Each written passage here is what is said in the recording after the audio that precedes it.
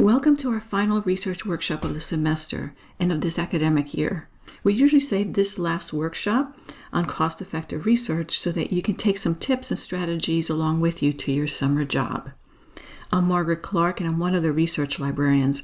If you have any questions during this presentation, please feel free to email me and I'll be happy to clarify anything that might seem confusing or that you might just want more information about. There are many resources right now that are available to you as an FSU student that you're going to want to familiarize yourself with before you head off to your summer employment. Let me show you what some of those are and how to get to them. If you see anything that you want to have handy, by all means, jot it down so that you can bookmark them later. The first thing that I want to show you is our Research Center homepage at law.fsu.edu/research-guide. This is a great jumping off platform to other resources. Once at the homepage, go to the Using the Research Center page and then scroll down to locate research guides and the complete list of databases. Most of the law databases available in the A to Z list is available to you as an FSU student, so be sure to take advantage of these wonderful resources. Each icon beside the database indicates its accessibility to you depending on where you are, either on campus or off campus. If you need your FSU ID or if it's free or has some other kind of restricted use. And you can find a key to those icons on the right-hand side of the list.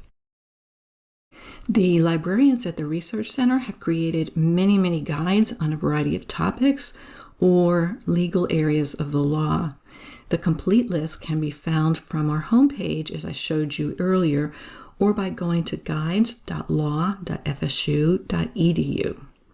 And this is also a good page to bookmark because each guide will indicate all of the reputable databases. It will indicate secondary and primary sources of law and important internet sites that a good researcher should consult when they're doing research. These guides help you save time, which will be important to your firm and to your success. The guides are also arranged by large groupings or by topic or subject area.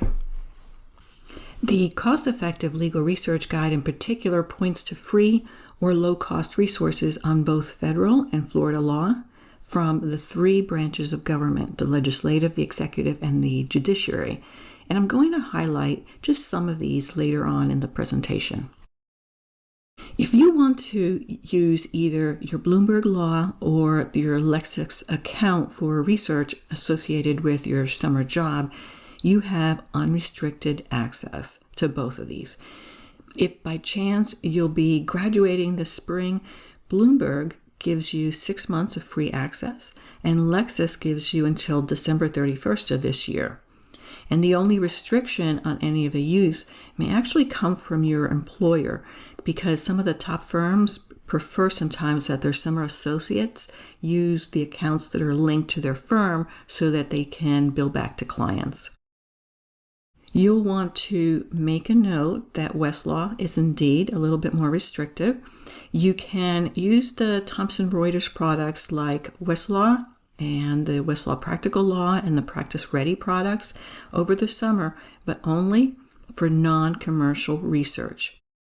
You can turn to these resources to gain an understanding and maybe build confidence in your research skills, but you can't use them in situations where you're going to be billing a client.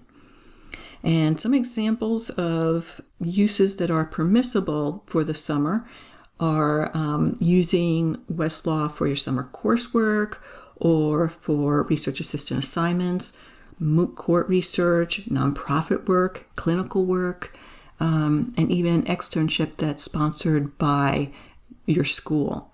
And graduating 3Ls will have an 18-month extension with your current account, but it's capped at 60 hours a month, but that's still very generous.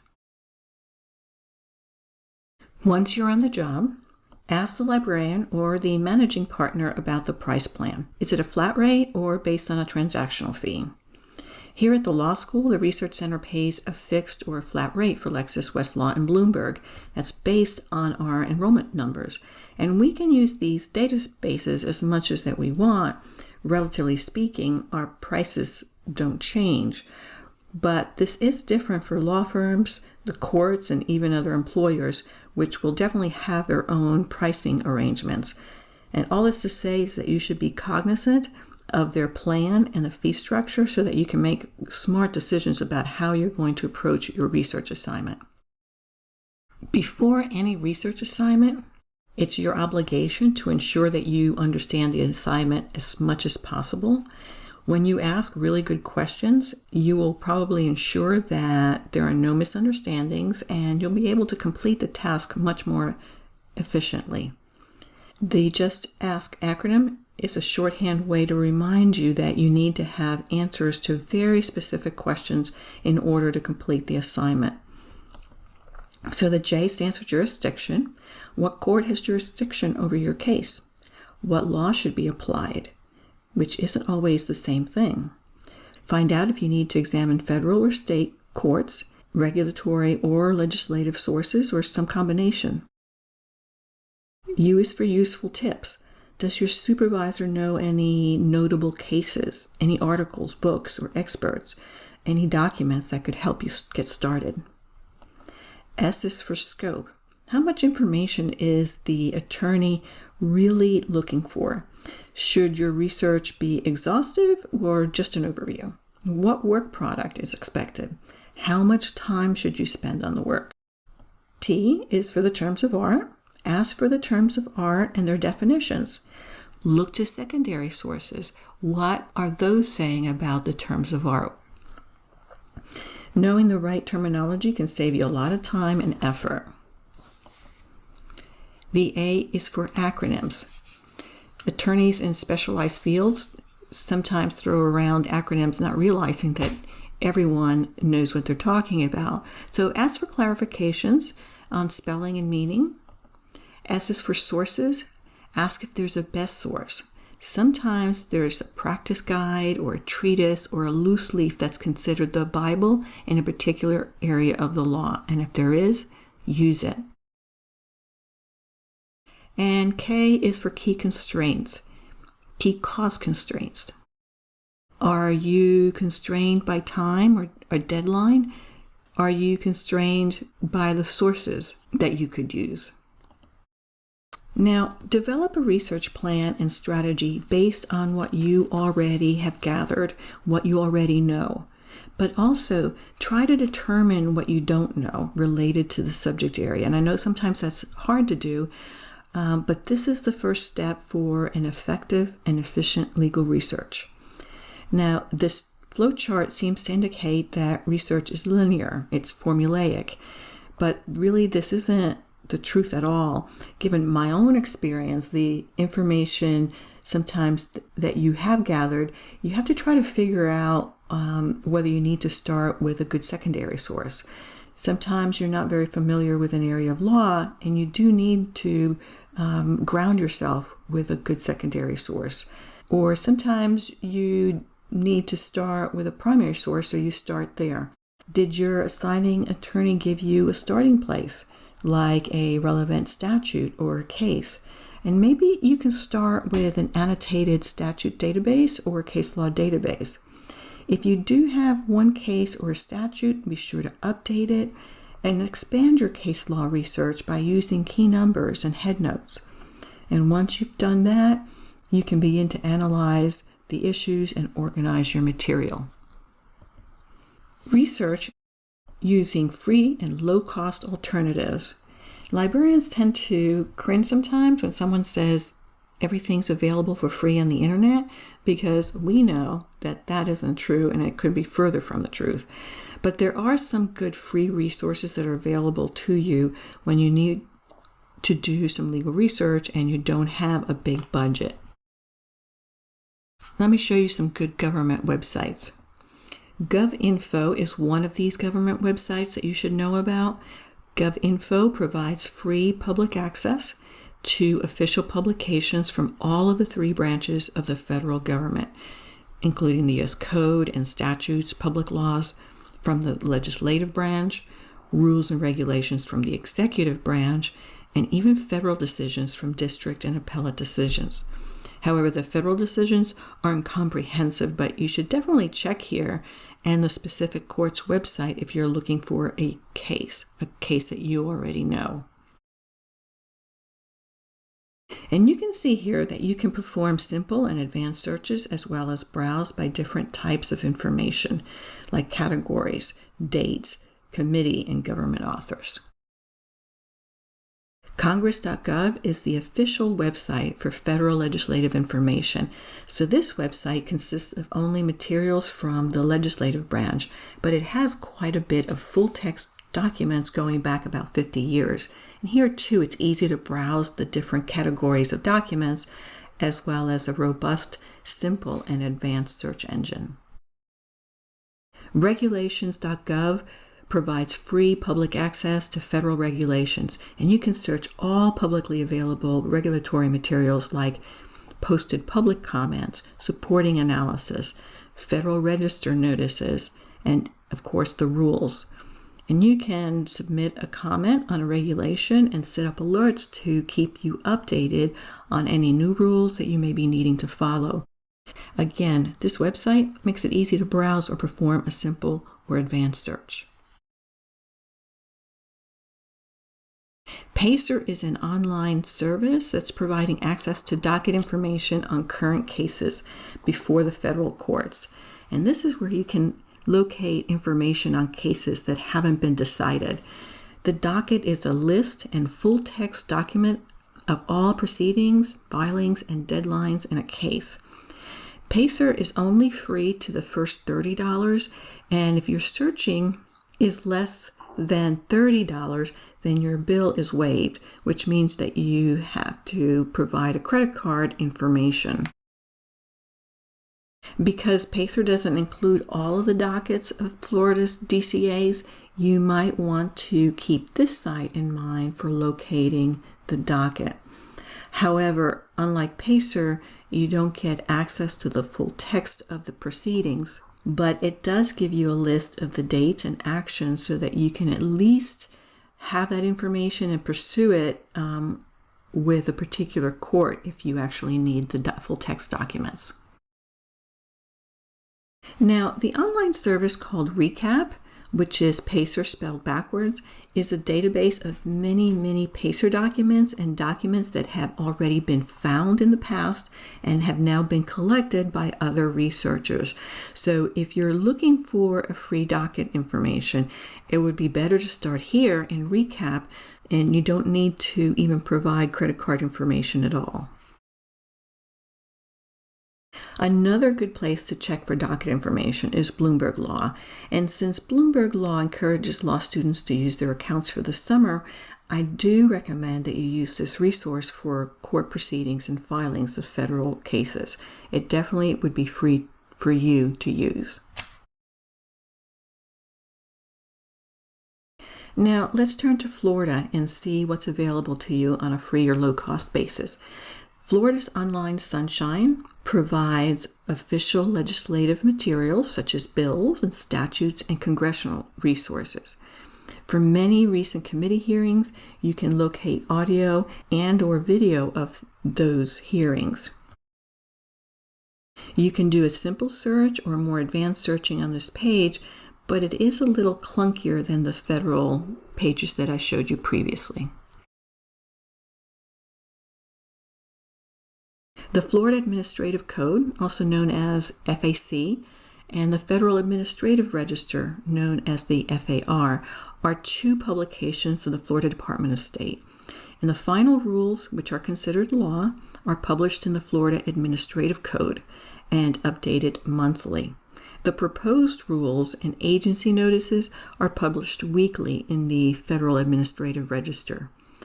You can search for proposed and final rules, notices, and references using a basic or advanced search on this page. And if you want some guidance in searching techniques for this page, One of our librarians, Kat Klepfer, maintains a fantastic research guide. Be sure to visit it before you dive in. The website for Florida's First District Court of Appeal contains decided cases, court docket, and administrative orders. If you attended the Advanced Google Searching workshop earlier in the semester, you'll remember that Google Scholar allows you to search academic articles published in journals and also case law. This is a free search engine for academic articles and law reviews. That means that you can search freely and retrieve a list of results. But sometimes you'll hit a paywall, and you may not be able to access then the full text of articles when you do hit a paywall. However, if one is a student at a university, which you are, you're able actually to connect Google Scholar to the FSU libraries, and that will provide you with the free access to those articles that you may find. And to set that up so that your Google Scholar works with the FSU library's online journal subscriptions, log into your Google account and then go to Google Scholar, click the expansion icon on the top corner of the screen, then click the settings and then the library links, and in the search box enter Florida State and mark the checkbox and then save it. Now when your search results indicate an article is available in full text, you can immediately access it.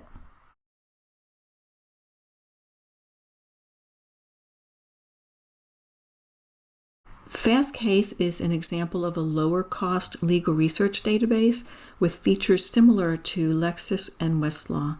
And just like these two databases, you can also create folders to keep your research organized and run both basic and advanced searches. Use it to search primary sources like statutes and cases, regulations.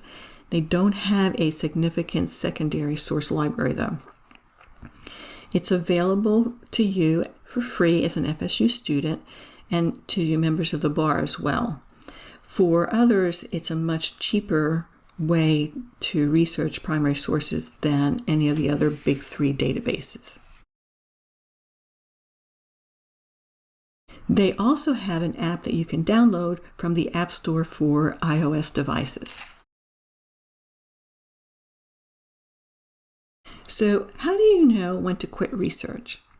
Many years ago, a librarian that I worked with used to use an analogy of a Ferris wheel.